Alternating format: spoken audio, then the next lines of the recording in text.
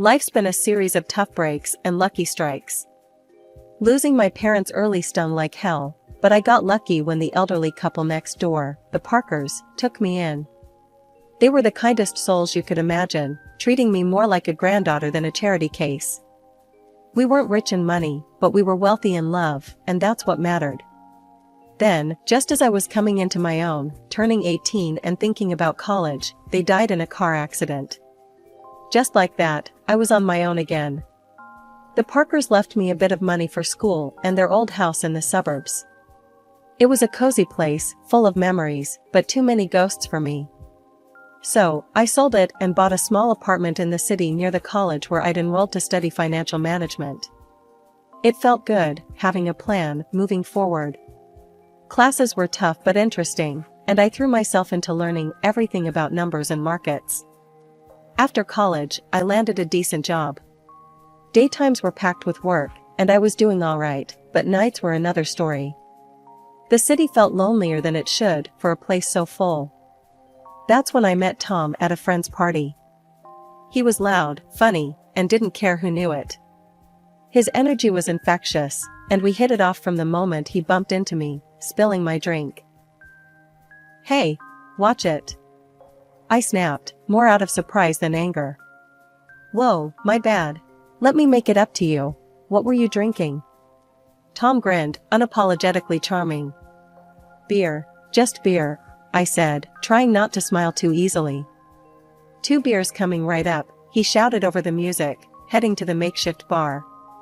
That was Tom all over, simple, straightforward, and no fuss. We spent the whole night talking about everything and nothing. It turned out we both loved old movies and hated sushi. It was easy, talking to him, and by the time the party was winding down, I didn't want to say goodbye. A year later, he proposed. No dramatic gestures, just him, me, and a ring he fumbled out of his pocket while we were watching TV. "Marry me," he told, holding the ring so tightly I thought he might crush it.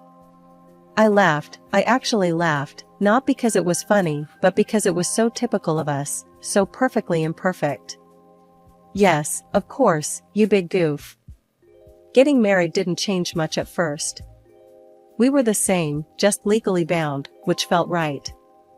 We settled into life together in my small city apartment, still close to the hustle, but now with someone to share the quiet moments. Life felt full, and for the first time in a long while, the evenings didn't feel so empty. Settling into married life had its comforts, but life sure doesn't let you get too cozy without throwing a curveball or two.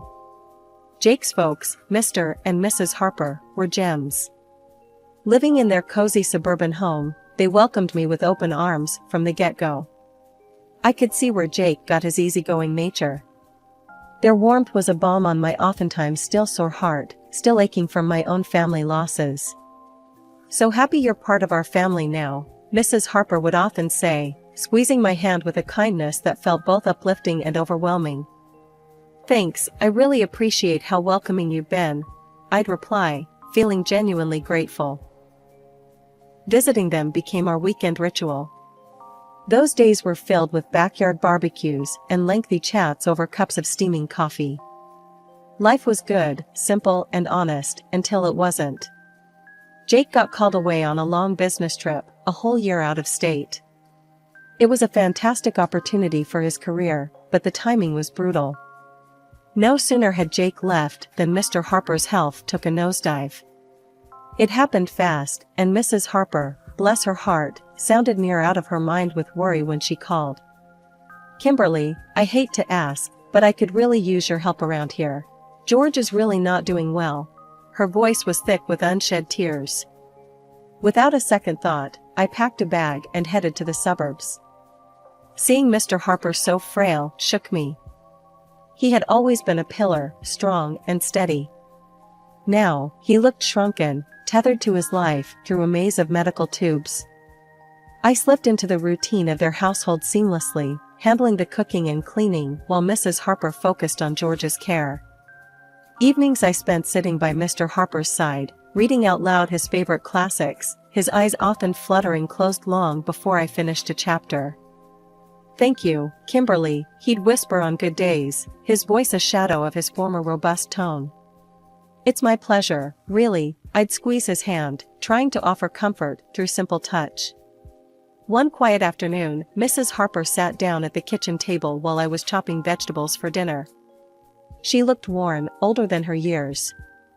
"Kimberly, I don't know how to say this, but we're in a bit of a bind," she began, wringing her hands nervously.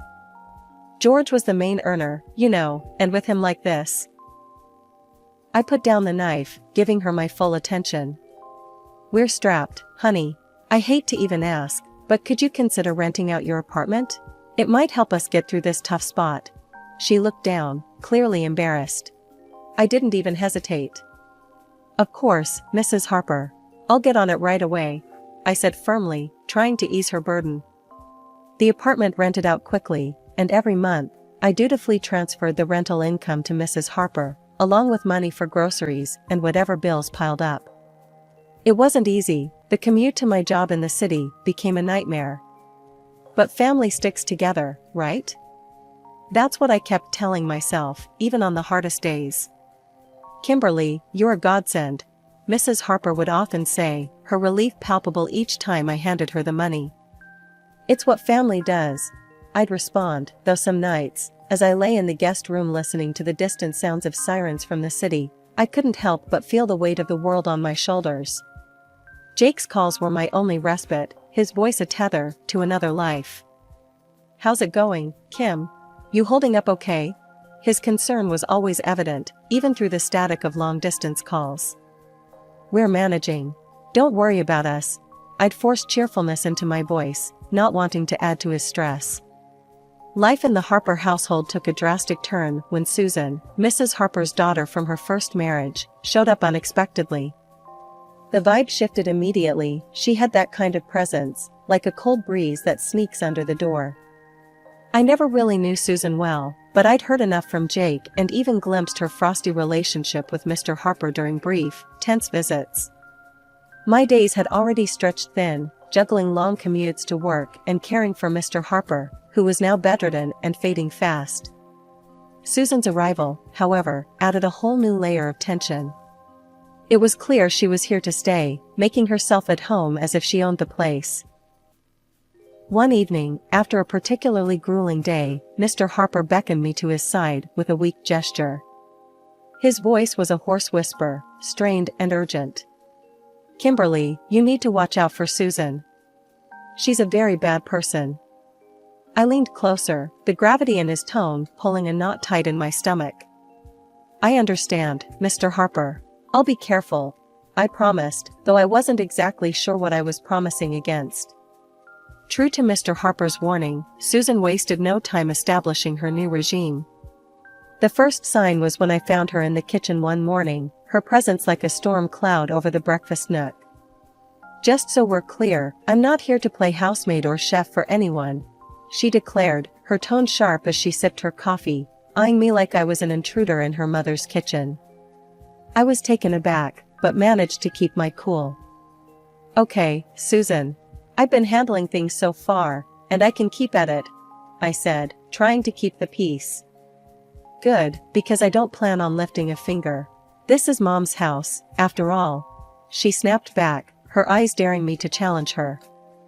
From that day on, Susan made sure her presence was felt and not in a good way. She'd order takeout just for herself and her mother, leaving their empty boxes on the table for me to clean up. Her disdain wasn't subtle, and it stung, but I swallowed the bitterness, because Mr. Harper needed peace.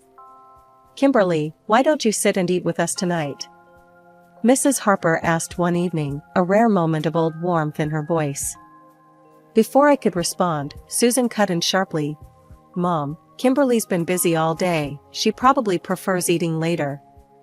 Her words were coated with fake concern, but the message was clear: I wasn't welcome. The days grew heavier, my chores doubling as Susan's entitlement filled every corner of the house. I'd hear her late at night, whispering with her mother, turning her against me with poison words. Mrs. Harper, once so kind and understanding, started to change too, her looks colder, her thank yous fewer. A couple of weeks later, Mr. Harper was gone. The funeral was a solemn affair, with Jake flying in just in time to say his goodbyes. It was the first time in months we were together, and the relief of having him by my side was palpable. Yet, amidst the mourning, I noticed the air had shifted significantly at the Harper residence. Susan was on her best behavior, treating everyone with a forced politeness. "How's everything been while I've been gone?" Jake asked me quietly during a brief moment we had alone after the service. "Fine, everything's been fine," I lied, forcing a smile. I didn't want to burden him further, his grief was enough to handle. "You sure? You look a bit worn out," he pressed, his brow furrowed with concern. "It's just been busy, you know, helping out around here," I reassured him, avoiding his gaze. It wasn't the time to delve into the mess that was brewing beneath the surface. As soon as Jake left, Susan dropped her act. The mask of the dutiful sister was gone, replaced by the sneering, dismissive attitude I'd grown accustomed to. The dynamic in the house shifted drastically. Mrs. Harper, perhaps in her own throbbing grief, became distant and cold towards me. Commands replaced conversations, and I felt more like an intruder than a family member. Susan took over the household like she was the lady of the manor. Her reign was marked by disregard for anyone's feelings but her own. She started barging into my room without knocking, rummaging through my things as though she was searching for buried treasure. One afternoon, I was out in the garden trying to find some peace, when I stumbled upon a box lying among the shrubs. Curiosity piqued, I opened it, only to find my watches, jewelry, and even some underwear. My heart sank. Nearby, draped carelessly over a bush, were several of my dresses. Fury bubbled up inside me as I gathered my belongings. Clutching the box, I stormed inside, finding Susan in the living room, lounging like she owned the place. "What the hell, Susan?" I demanded, my voice shaking with rage. "You can't just throw my stuff out." Susan laughed, a cold, harsh sound that echoed mockingly around the room. "Live here? Please, you're just a guest, and not a welcome one. You should be out in the garden, or better yet, on the street. You're nothing but a rootless beggar anyway." Her words stung like salt in a wound. I couldn't believe the venom in her voice. Trembling, I turned to Mrs. Harper, who had just entered the room. "Mrs. Harper, please, tell her she can't treat me like this. This is supposed to be my home too," I pleaded, my voice cracking. Mrs. Harper, once kind and gentle, now looked through me as if I were glass. "This is Susan's house now." "She's right, Kimberly. Maybe it's time you found somewhere else to live." Her words were a blow I hadn't anticipated. I stood there, the box in my hands, my heart breaking in my chest. The home I had come to know, the family I thought I had, crumbled around me in that instant. Despite everything, I stayed because of a promise I made to Mr. Harper on his deathbed, to look after his wife and not let Susan overpower her. But day by day, Mrs. Harper seemed to adopt Susan's cruel traits, her words turning sharp, her eyes cold. "You're just sitting on your hands here, aren't you?" Mrs. Harper snapped one evening as I cleaned up after dinner, her voice dripping with disdain. "I'm doing my best to keep things running smoothly," I replied, trying to keep my voice steady despite the hurt her words caused. "Best? Could have fooled me.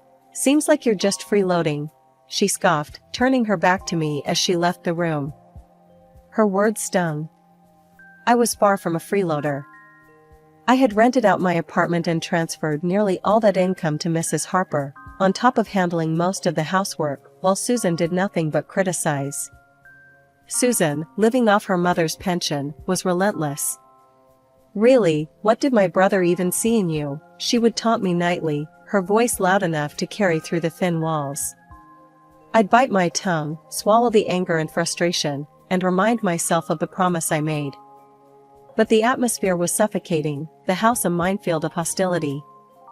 One evening, coming home early from work, my world tilted on its axis. I walked in to hear Susan and Mrs. Harper in the middle of a heated discussion in the living room, not noticing my arrival. "We need to get her to sell that apartment of hers. You know how much we could use that money," Susan was saying, her tone greedy and calculating. Yes, but how do we convince her? Kimberly's no fool, she won't just hand it over. Mrs. Harper replied, her voice a mix of frustration and greed. Leave it to me, Mom. I'll sweet-talk her into it.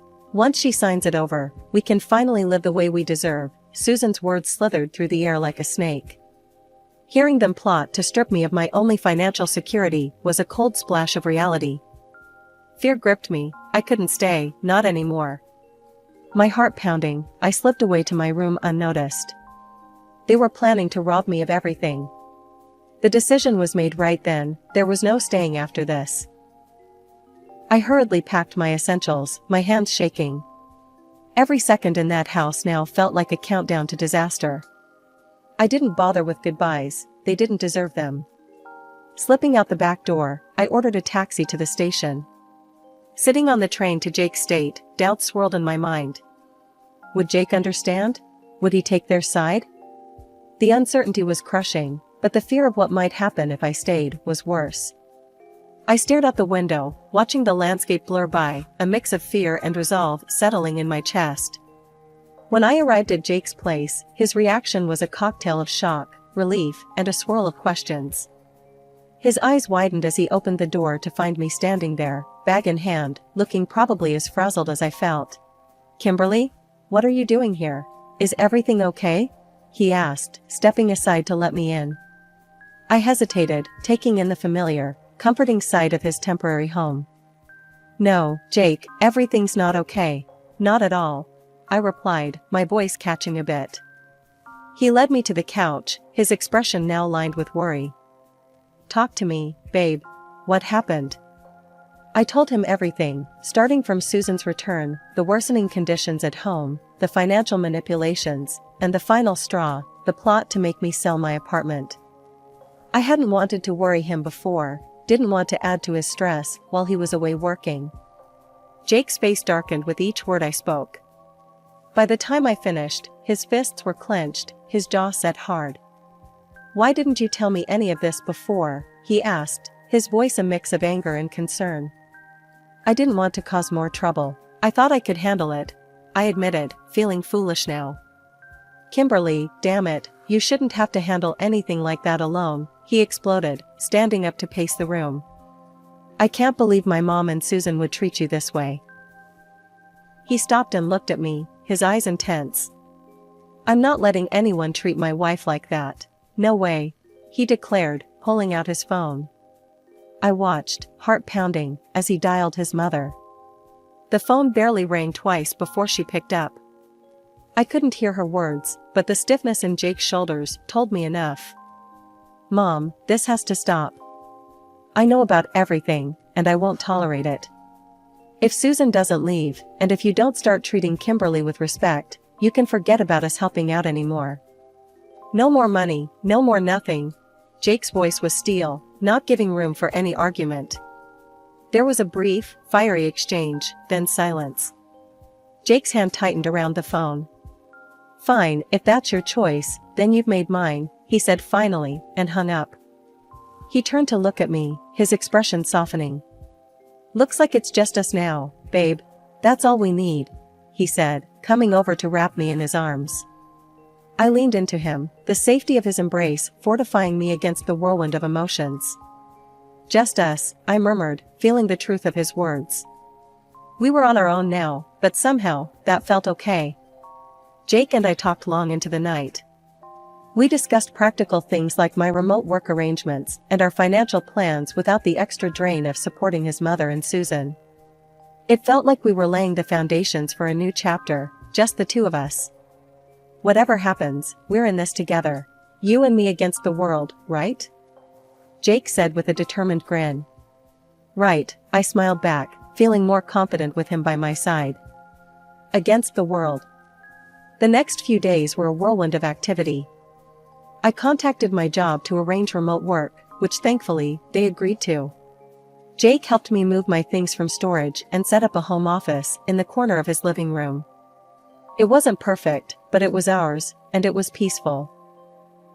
A week into our newfound peace, I was jolted by a call that almost felt like a ghost from a past life.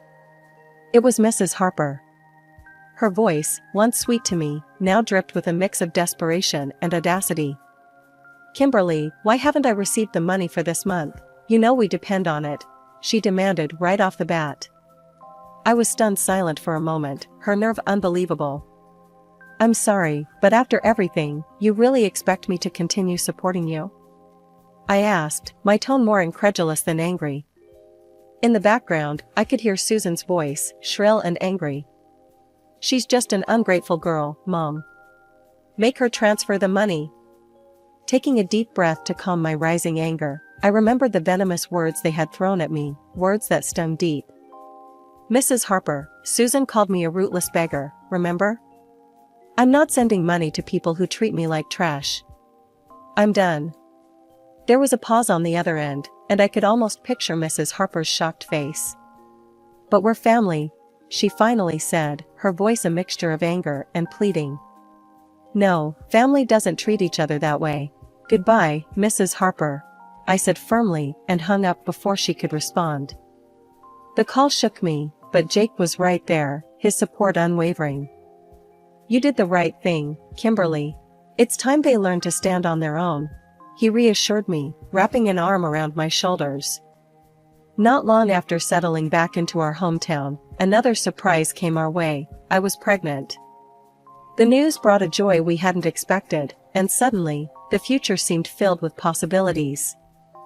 We decided it was time to sell my apartment and buy a small house in the suburbs, a place near a good school where our child could grow up. As we were planning our move, another call came, and again from Mrs. Harper. Her tone was different this time, desperate, almost pitiful. "Kimberly, I've made a mistake. Susan forced me to sell the house, took the money, and left me with nothing. Could I come and live with you and Jake?" Her voice was shaky, pleading. The request stunned me. After everything, this was a test of my resolve. "Mrs. Harper, you chose this path when you sided with Susan against us. You could have chosen differently," I said, my voice steady despite the turmoil inside. I know I've made mistakes, but you have a kind heart. Can't you forgive an old woman for her wrong choices?" she implored. I sighed, feeling a pang of pity, but remembering the pain her choices had caused. "I forgave you long ago, but that doesn't mean I can let you back into my life. You need to live with the consequences of your actions, just as I have," I replied and ended the call. Then, with a resolute tap, I blocked her number. We moved forward with our plans, purchasing a quaint house with a little garden where our child could play. It was a lazy Sunday morning, the kind where you linger over coffee and the newspaper. I was flipping through the pages when a headline caught my eye: "Local woman arrested for massive fraud scheme." There, staring back at me from the paper, was Susan, handcuffed and looking defeated. I couldn't help the mix of shock and, admittedly, a slight vindication that washed over me. "Look at this, Jake," I called out, holding up the newspaper for him to see. "It's Susan. She's been arrested for fraud." Jake took the newspaper, scanning the article with a serious expression. "Wow, can't say I'm surprised, but still, it's a lot to take in." "Yeah, it is. But she made her choices, and now she's facing the consequences," I replied, feeling a closure I hadn't realized I needed. The news eventually drifted to us through friends that Mrs. Harper was living in a tiny apartment, working 2 jobs to scrape by. Her pension wasn't enough to cover her living expenses and pay off the debts Susan had left her with. "Did you hear about your mom?" One of Jake's friends, Matt, brought it up one evening when they were over for a backyard barbecue. "Yeah, I heard," Jake responded, flipping burgers on the grill. His voice held a trace of sadness, but it was tempered with resolve. "She chose her path, Matt. It's tough, but that's how it is." Matt nodded, understanding the unspoken boundaries. "You're right, man. Just thought you should know." The conversation shifted after that, the evening air filled with the lighter topics of sports and work. Life had moved on, and so had we. The joy of our new life really crystallized when Mia came into the world. Becoming parents changed everything. It shifted our priorities, our dreams, and even healed some of the old wounds by filling them with new love. "Can you believe she's ours?" I whispered to Jake one night as we watched Mia sleeping peacefully in her crib. "She's perfect, Kimberly. Just perfect," Jake murmured back, his voice thick with emotion. We spent our days marveling at each little milestone Mia achieved, each smile, each giggle. She was our little miracle, and with her, the hardships of the past seemed to recede, making room for new memories, better ones. Each day was simple, but filled with little moments of joy that stitched a tapestry of a happy family life.